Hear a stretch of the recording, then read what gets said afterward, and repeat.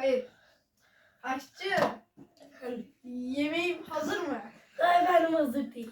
Sen ne biçim aşçısın lan? Dur. Bana bak.